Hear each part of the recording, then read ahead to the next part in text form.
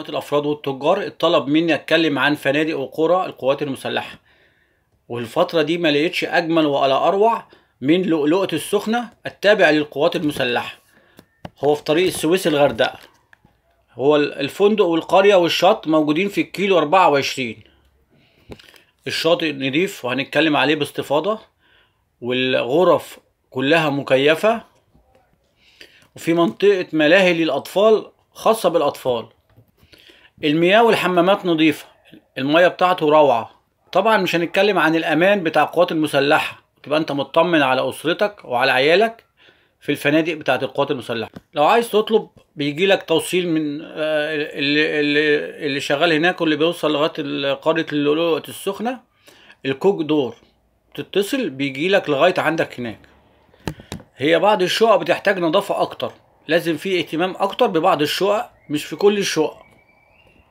مغادرة الشط الساعة 5، ليهم مواعيد، وانت عارفين الجيش ماشي على نظام. المسافة بين الشاليه والشط 50 متر. رقم التليفون 010-940-29122.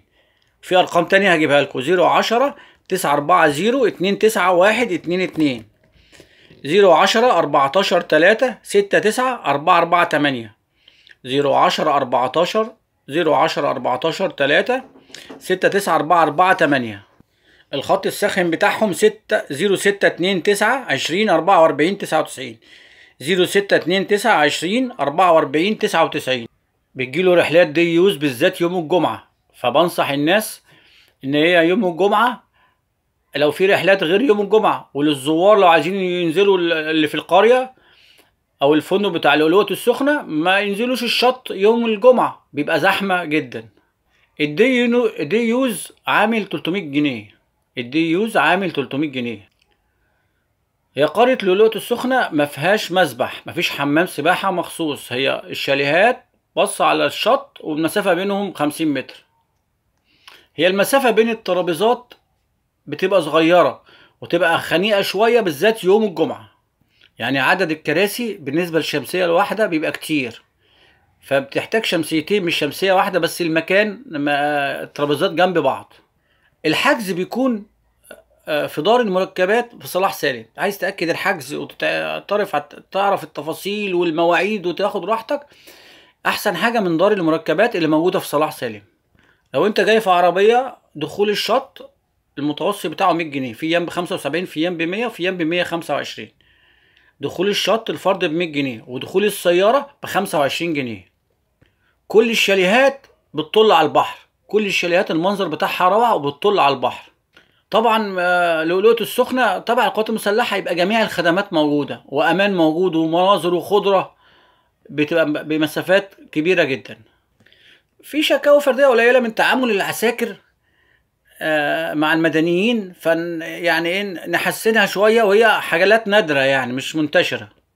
فريق الإنقاذ على مستوى عالي، فريق الإنقاذ على مستوى عالي وموجود كل 15 متر عامل انقاذ واقف.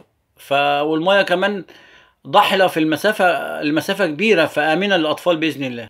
متوسط الاسعار من السبت للاربع بالنسبه للمدنيين 450 جنيه، خميس وجمعه تبقى 550 جنيه في الشاليه. فاحنا طبعا بنتكلم انك بتروح تحجز، وطبعا العسكريين بتبقى في حدود 350 جنيه. الحاجات البسيطة برضو ان الحمامات اللي على الشط بتحتاج بعض الصيانة. في العاب زي الدراجة المائية ولعبة البنانة جميلة جدا في الشاطئ بتاع لؤلؤة السخنة.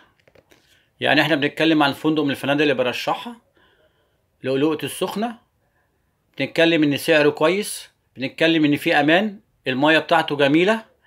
الكافيتيريا اللي هناك نسيت اقول لكم ان اسعارها ممكن تبقى اقل من بره، مش هتصدقوا، لا اسعارها كويسه جدا، وكل اللي راح بيشكر في اسعار الكافيتيريا.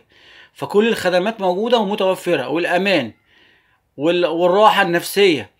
هو مميز جدا للعائلات، وفي الدي يوز بيبقى ممتع.